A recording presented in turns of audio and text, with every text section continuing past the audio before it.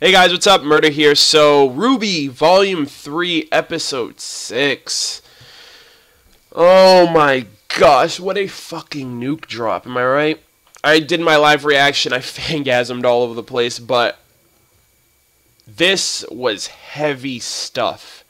This is the startup of a theme shift and a different change in pace and setting for the series, you know what I mean? And I can't help, like, there's a lot of references and alluding to inspiration drawn from the Harry Potter series of the shift in the theme, particularly. You know, like, Harry Potter was a series that when you started it as a kid, you know, with the first book and the first movie or whatever, you know, it was really embracing and it was really heartfelt and heartwarming to really be, you know, introduced to these young kids' lives and just being fascinated by the world and the characters and all that stuff. But then as the series grew on, it shifted for a more mature audience, as well as aging well for the youth that actually grew into it. And that's what RWBY is doing right now. I don't really know the demographic of RWBY, but I know, like, when the series first started, it was open, it was embracing for everybody. You know, you had a young hero, you had these girls that were going to train to fight monsters, you got introduced to different personalities, and you grew to love the characters. Volume 2 is where it kind of hinted at a greater threat and, you know, an upcoming war with Cinder coming into plan, you know, coming into focus, infiltrating the school, stuff like that. So something bigger was in the works for a much more dramatic effect. But this episode is like the switch of the light, like, shit is not going to be lighthearted anymore. And I don't really see how they're going to be able to balance, you know, keeping lightheartedness, keeping comedic relief at the same time, keeping us on the edge of our seat with any type of suspense. Because this episode was really dark, it was really eerie and sinister with, you know, the nukes that were dropped on Pyrrha and her situation, and the result of the tournament with Yang and what that's going to end up with her. So overall, it was just really overwhelming for me to take and handle. And I know a lot of people are really looking forward to what's happening now because it's a theme that is shifted to where we care. We care about these characters. We care what's going to happen to Pyrrha. We care what's going to happen to Yang. We care what's going to happen to Penny. And, you know, it's at this point that all of that type of investment in these characters is going to come to fruition, and this is where the heart of the, you know, the heart of the community is really going to show with our emotions or whatever happens with these characters. But all of that aside, with the overall summary of the episode, starting off, we get dialogue from Ozpin and Pyrrha regarding her placement in the finals with Team Juniper, as well as Ozpin calling her there as a candidate of a guardian, being a symbol of comfort and protection for the people of Remnant.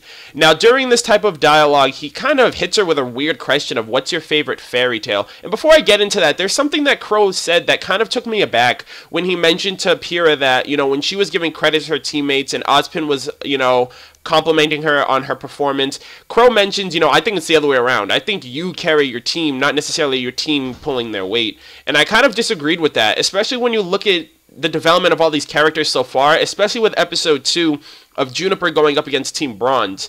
You know, you had Jean making awesome shot calling. He was a lot more confident in himself, and he was making plays. You had you had Pyrrha, who was assisting when it was needed. You know, she actually took the shot for Nora when she was going up on the mountain. You have Ren, who's becoming more prominent as a character with his combat, his dialogue, and his calls. And if anything, Nora was the one who bodied everybody in that matchup. So she was the one who kind of carried them through that first match. At the end, he was just like, just do the hammer thing.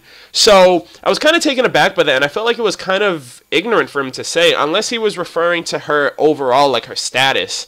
But then at the same time, I thought to myself, that's not cool, because he's putting her on this type of pedestal of where, you know, you're just as good, you know, you're a star student, you're a prodigy, you know, in his eyes, she's like the perfect student or the perfect warrior. So in his eyes, he's probably like, well, whatever, you just carried your team. When honestly, I feel like that's not really true. Team Juniper, all of them pull their weight. All of them are an asset in my eyes. And I feel like no one character outshines the other. Obviously, at the end of the day, you're going to choose Pyrrha. She puts in work, you know what I mean? And obviously, she's much more skilled and talented as a fighter than anybody else. As a single unit, if she goes one-on-one with any other team, she's going to body them. But as a unit, as a team, she doesn't shine or outshine anyone. And that was just my initial take on that. I actually got a little bit emotional of that because I was like, no, that's not true. Like, I fucking love Team Juniper, you know what I mean? And all of these characters, they don't get a lot of screen time, but they actually do pull their own weight. So getting further into the reasons of why she's there, Ozpin hits her with the question of, what's your favorite fairy tale? Now, me personally, I love all types of fairy tales. I think my favorite fairy tale... Oh, man. My favorite fairy tale would either have to be Goldilocks and the Three Bears. That was like one of the first ones that I remember. Or Red Riding Hood, you know. Or The Three Little Pigs. That's another one that I actually really enjoyed. But anyways, he gets into what's your favorite fairy tale. And Pyrrha mentions a few. And the theme of the first half of this episode is the story of the seasons. The fairy tale of the seasons. Pyrrha also mentioned a few that actually harken back to reality, which was The Tale of Two Brothers, which I actually had to look up, which was an ancient Egyptian story.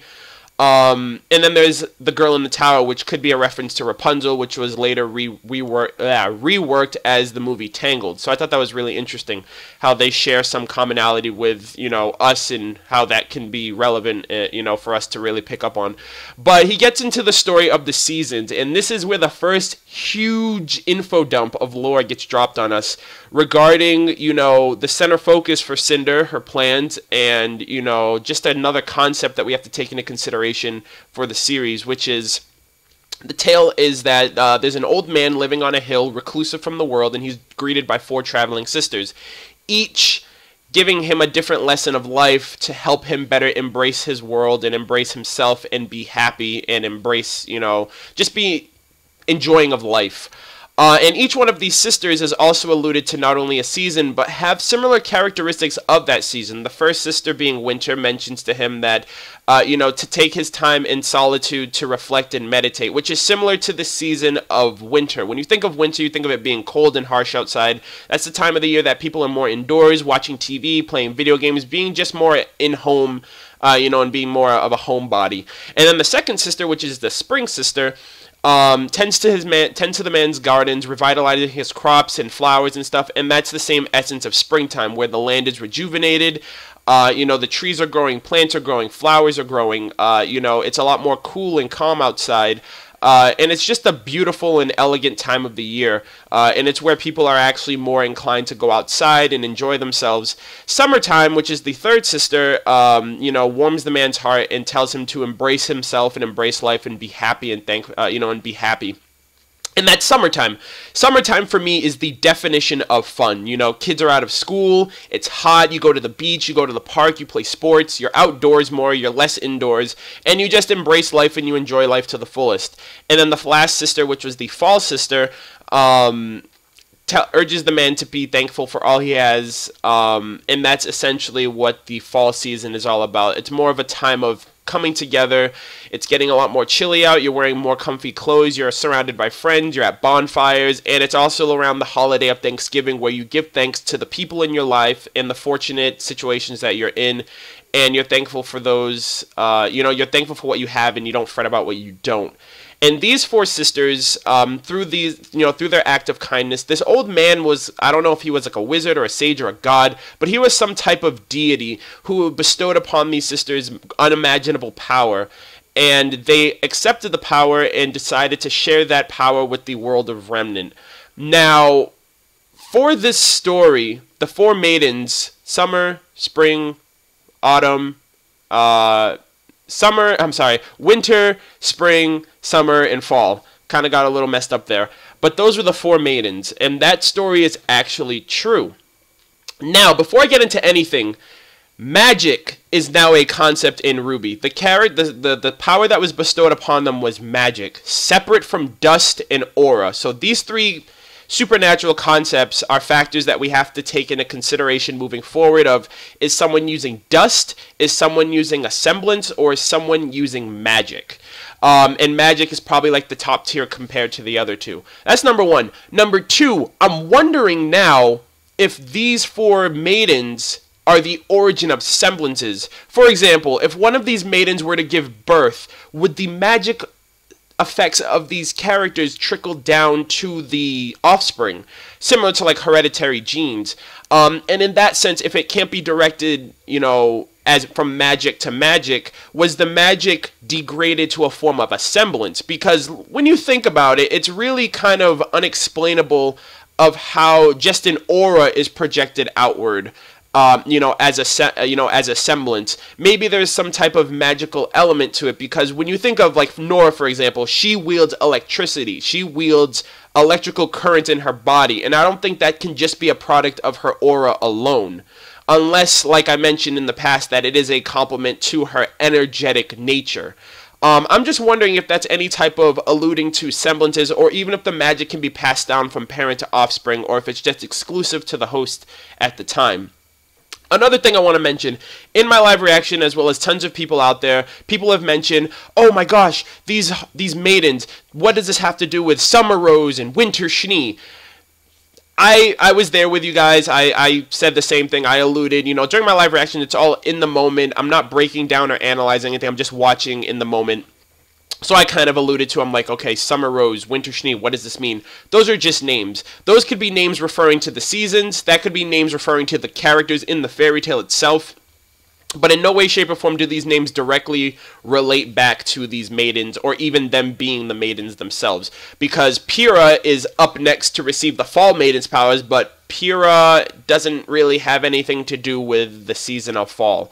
So that's another thing you can take from it. But Pyrrha is next in line to receive the Fall Maiden's powers, which is why Ozpin has called her forth as a contingency plan for what they're going to, get into with the info dump of Autumn's condition and everything like that.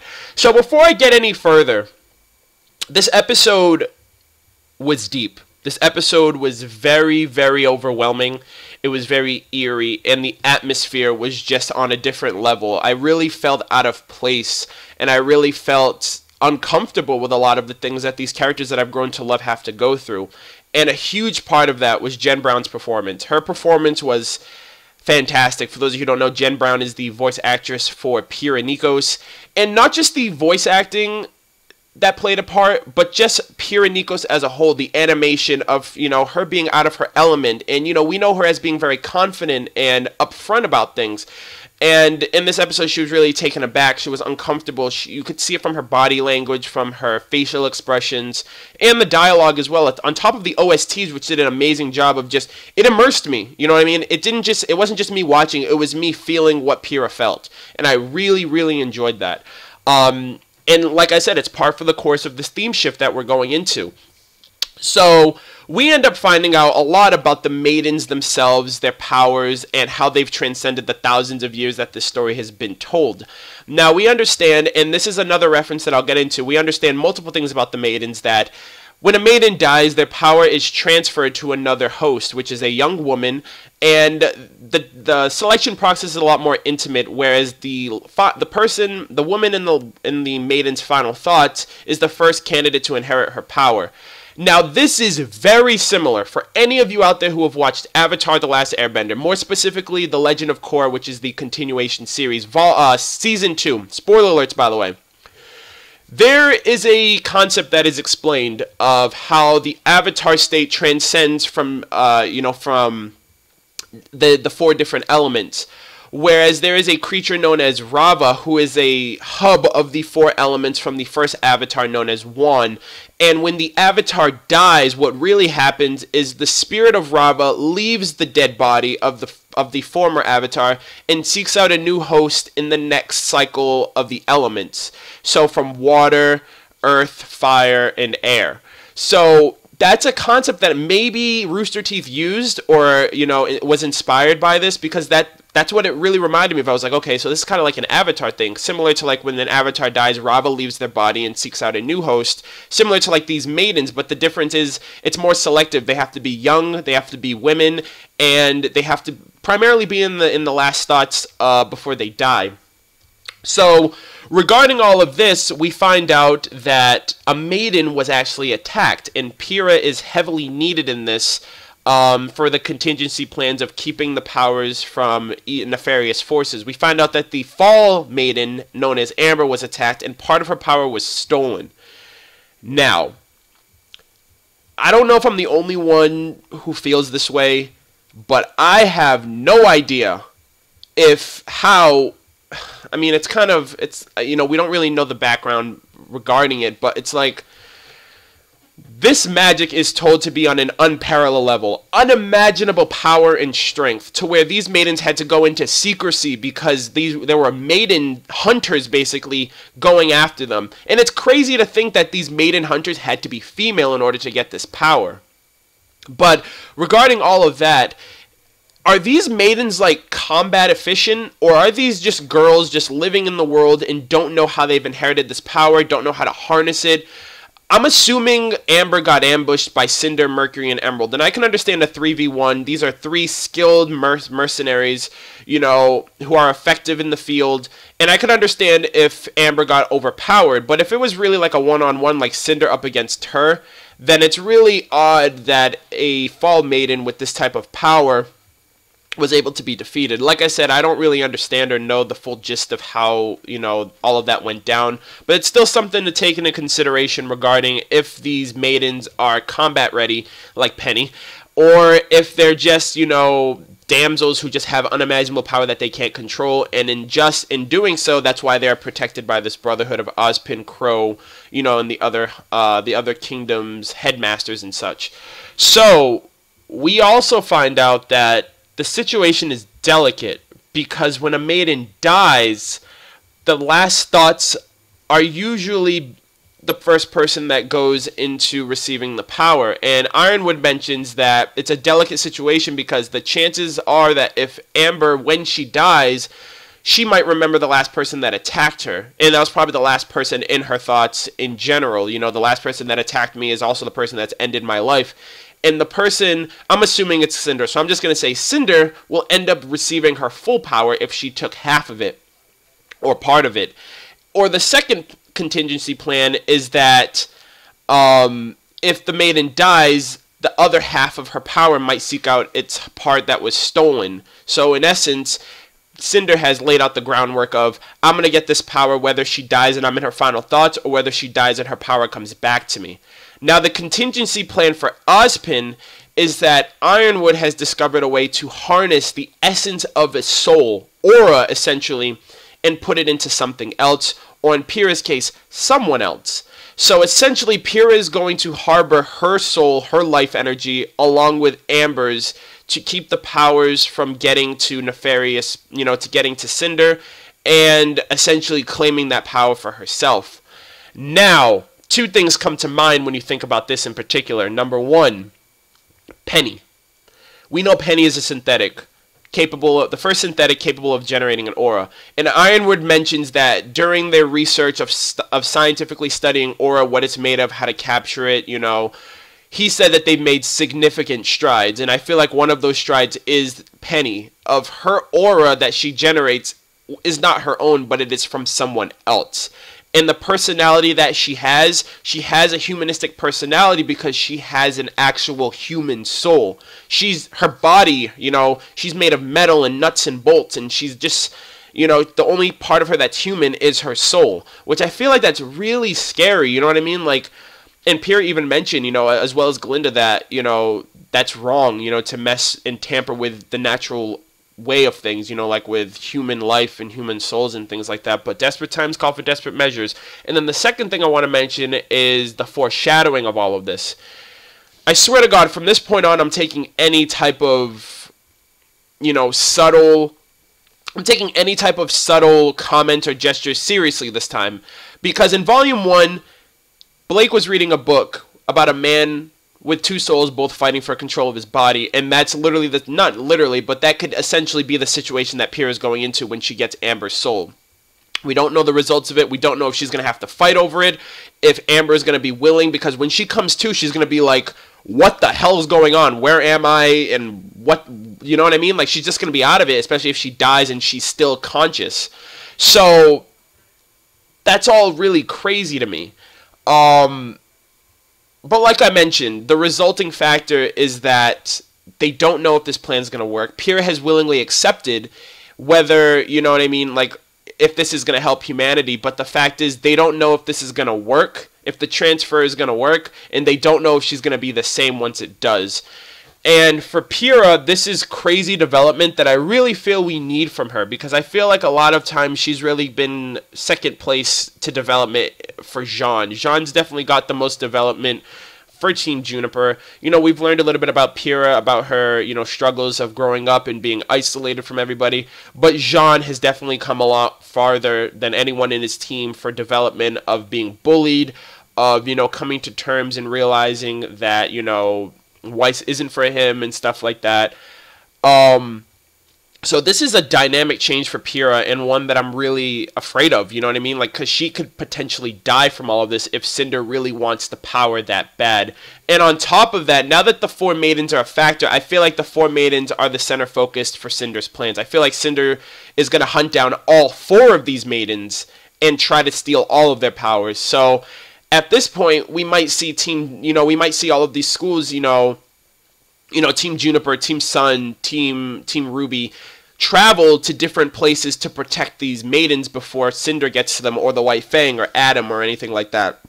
And that's going to make for a really interesting future for RWBY, especially if we get to see the different environments, like the deserts of Vakuro, or the icelands of Atlas, or anything like that. So that was the first half. I'm 20 minutes in, first half. Fucking insane. And also the resulting factor of it is that Pyrrha is going to have 2 souls in 1 body. She's going to be of 2 minds, literally of 2 minds now. I don't know how this relationship is going to, how this dynamic is going to affect her team. If she's going to try to keep it from them. If Amber is going to interfere a bit and let them know what's going on. And another thing that I'm wondering is, because this is something similar that I've noticed in previous games where, you know, hosts have 2 souls in 1 body. I wonder if her eyes are going to be different to symbolize that she has 2 souls in her. One for her green eye, and then whatever color Amber's eye will be the other one. One game in particular did something similar to that, and I really like that if they were actually able to add that effect in. But that's the first half. So Pyrrha has a lot of shit going for her. And it's unfortunate, and it's really scary. It really is scary to know that Pyrrha might die, you know, if Cinder wants this power bad enough. And the only other way I can think of her getting that power now is to kill Pyrrha. Or to siphon it out of her like she siphoned the original power out of Amber. I don't know, it's crazy. But the second half, and it's crazy that I have to transition like this because it still leaves like a bad taste in my mouth to really be like, it's scary, it really is. But moving on from there, the second half of the episode, which is the one-on-one tournament. We got a lot of new characters, and I reacted so crazy. So we have Yang. We had a character that literally reminded me of Indiana Jones. He had like a hat, and, you know, he had like the type of cowboy getup. We have Sun Wukong, a dude that literally reminded me of Hansa. He was like an Elysian dude, but he looked like he was like Handsome Jack from freaking Borderlands. We had some dude who had like a cloak over him, reminded me of like an assassin from Assassin's Creed. We had Penny, Mercury, and a shaken up Pyrrha for obvious reasons. And the first matchup, obviously as alluded to everything, is Yang versus Mercury, feet versus fists. And obviously this is a part of Cinder's plan. I don't know if the whole part of Cinder's plan was Mercury was in the know about because whatever happened, but it was an intense close quarters matchup. I was freaking out. For any of you guys who haven't seen, go check out my live reaction. I was fucking flipping the fuck out. Mercury's footwork was incredible to watch. The choreography was awesome. And they were evenly matched, even though Yang has a disadvantage to footwork.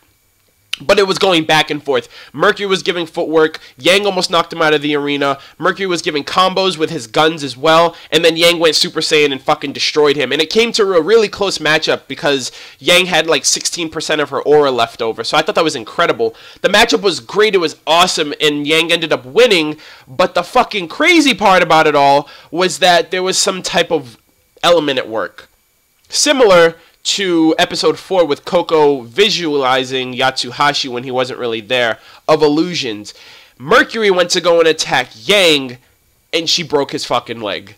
At least that's what happened from her perspective, because the reality of the situation was that Mercury was just standing there, and she attacked him because she thought that he was attacking her. Now, this illusion factor, I've gone every which way. I thought it was Mercury, I thought it was Emerald, but I really feel like now, from the community's consensus, that it's definitely Neo. Neo's being very passive. We can't really assume that she's not doing anything right now. And if you notice different cues from, like, the sound that they use before, you know, the effects take place, the monitors, you know, similar to how Coco noticed the monitors of Yatsuhashi being defeated, similar to Yang noticing how she fucked up Mercury's leg and everything, it tells me that it is Neo.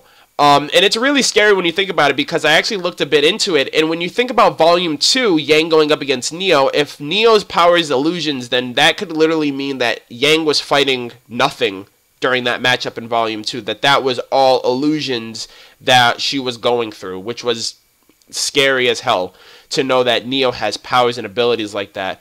But right now, two things are in the fact. I don't know if Mercury's in the know. I don't know if Mercury knew that he was going into this matchup, if he was planning on losing, if that's how it just happened, and if he was planning, or if he knew, or if Cinder planned, or if this was just under the, under his hat that his leg, that he was going to get crippled. And I don't think he knew about this, and I really feel like maybe this is going to be like a different reality check for him of like, what the fuck am I doing? You know what I mean? Like, I just busted my leg for something that I thought I was in the safe side of. And Cinder actually left before anything happened, so I was wondering if she was like, things are going to happen, so I'll just let things work out, and they'll get over it, and we'll move forward with the plans. Or maybe she was like, I don't need them anymore.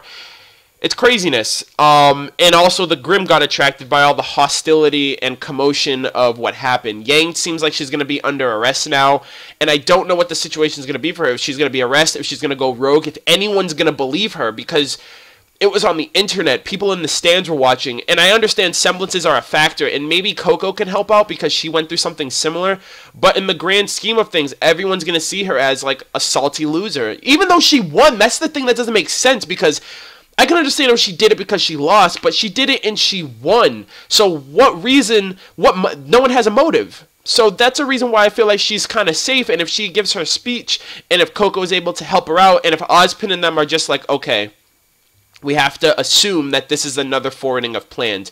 Crow seems more perceptive of it. He knows that they're there. But it's like, it's really scary because I don't know what's going to happen. And a lot of people are assuming that Yang is going to go rogue and she's going to meet up with her mother. And the ending of Volume 2 is actually going to be relevant really soon to what's going to happen with Yang, if she's going to meet up with her mom, if her mother's going to relay some info to her or whatever. But it seems like Team RWBY is going to be shaken up a bit by this. It seems like Yang is going to be shaken up by this. If no one ends up believing her, if she does end up going on her own and, isolating herself from her team, and what that's going to spell for Team RWBY in terms of, because they've gone through some heavy stuff with Blake, being a faunus and them having to accept that and believe her, and tell her to trust them. But I really hope that her team trusts her, regardless of whatever happened. They have to believe her. They really do. There's nothing, you know what I mean? Like, Yang's not that type of person to do something like that. But yeah, from that point on, everything else is just in the air right now. I don't know what is going to come of anything, really, when it comes to the plans of Cinder. We know she's going after the Maiden's powers. Maybe she left to use this distraction to finish off Amber. I really don't know. And Pyrrha has to make a choice before the tournament's over. So I really don't know, guys. This episode, like I said, it really left me in a very perplexed state. I was really shocked, and it's kind of scary to know that we're going to find out what's going to happen in the next episode or so. But up until now, that's my review. That's what I took from it. Let me know what you guys thought of anything that I mentioned. If you guys made it this far, this is almost a half-an-hour video. So much fucking shit to mention. I don't know if I missed out on anything else that I wanted to mention. Ozpin's still kind of odd to me because he mentioned at the end, he was like, towards the beginning, he was like, would you be surprised if I told you that that story's been around since I was a boy? And we know that that story of the Maidens has been around for thousands of years, so I feel like he's like a Time Lord or something, similar to like, he has gears and like a clock set theme in his tower. And the world of Remnant for Aura also mentioned that a semblance can make someone more than just a man, so I really feel like there's something more to Ozpin. I've always said that, and I'll always think that and believe that until I see it for myself. And I've heard some interesting theories about him. But anyways, that's everything. That's my late, belated review. I hope you guys enjoy. I hope you guys made it this far. I really do. Just because this is just my initial thoughts and impressions. Let me know if there's anything that I missed out on, anything that you guys picked up that you guys want to inform me about. Leave your thoughts in the comments. Be sure to comment, rate, subscribe, all that great stuff. And I will see you guys for episode 7 tomorrow, if not the next day. And I will also have up the World of Remnant for the CCT right after this video is uploaded. So thank you guys for checking this out, and I will see you guys for episode 7. Take care.